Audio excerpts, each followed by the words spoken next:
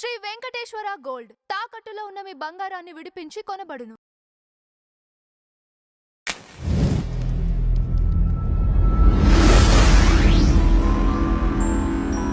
Madam నమస్కారం. నమస్తే అండి. మేడం, జై హనుమాన్ సినిమాకి సంబంధించి అంజనాద్రిలో సినిమా షూటింగ్ ప్రారంభం చేసినట్లుగా తెలుస్తోంది. అయితే దీనిపైన కూడా ఒక వివాదం తలెత్తినట్లు తెలుస్తోంది. ఏంటి ఆ వివాదం? నిజంగా ఆంజనేయుడి జన్మస్థలం ఇది కాదా? అంజనాద్రి కాదా? అంటే ఇంతకు ముందు మీకు కర్ణాటకలో హంపి దగ్గర కిష్కింద అని ఉంటుంది. ఓకే. కిష్కింద మీద మీకు మొత్తం రాముడు సంచరించినట్టుగా, సీతాదేవి, తర్వాత హనుమాన్ వీళ్ళందరూ వచ్చినట్టుగా మీకు అక్కడ ఉంటాయన్నమాట. ఇది హంపి పక్కనే ఉంటుంది. సో పక్కనే ఆనగొంది కూడా ఉంటుంది.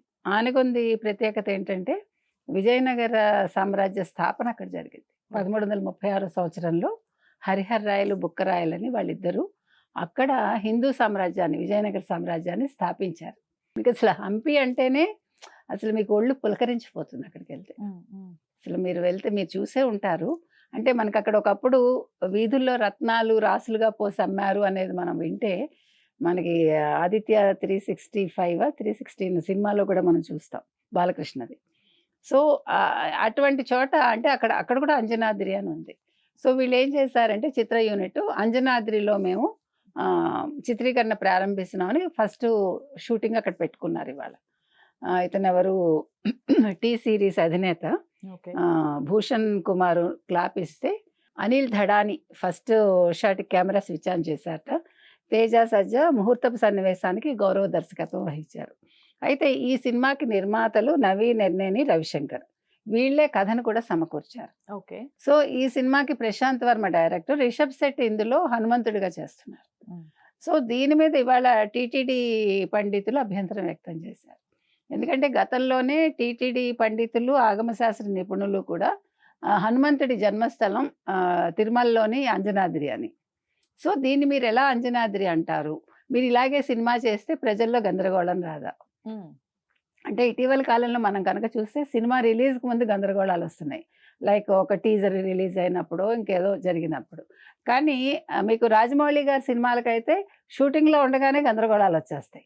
ఎందుకంటే కథ మీకు ముందే బయటకు వచ్చేయటం, ఆయన కంగారు పడడం, అంత ప్రొటెక్టివ్గా ఉండే రాజమౌళి లాంటి వాళ్ళకి అలా అవుతూ ఉంటే అది వేరు. అయితే ఇక్కడ ఇవాళ ఈ సినిమా ఫస్ట్ తొలి షాట్ దగ్గరే ఈ రకంగా ఉంది అంటే ఇది కాంట్రవర్సీ కోసం మాట్లాడారా? అంటే కర్ణాటకలోని హంపి పక్కనున్న అంజనాద్రే హనుమంతుడి జన్మస్థలం అని చెప్పడంలో వాళ్ళ ఉద్దేశం ఏంటి అనేది. ఎందుకంటే దీని మీద క్లారిటీ రావాలి, ప్రజలు మళ్ళీ ఇబ్బంది పడకూడదు కదా.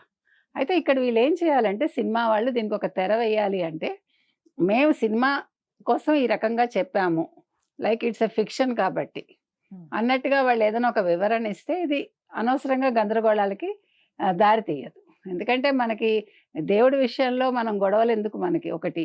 రెండోది, సినిమాకి హైప్ ఇప్పుడు కొత్తగా అవసరం లేదు. ఆల్రెడీ హనుమాన్ తీశారు, తేజ సజ్జ బాగా చేశాడని పేరు తెచ్చుకున్నాడు, 100 కోట్ల క్లబ్లో సినిమా చేరింది.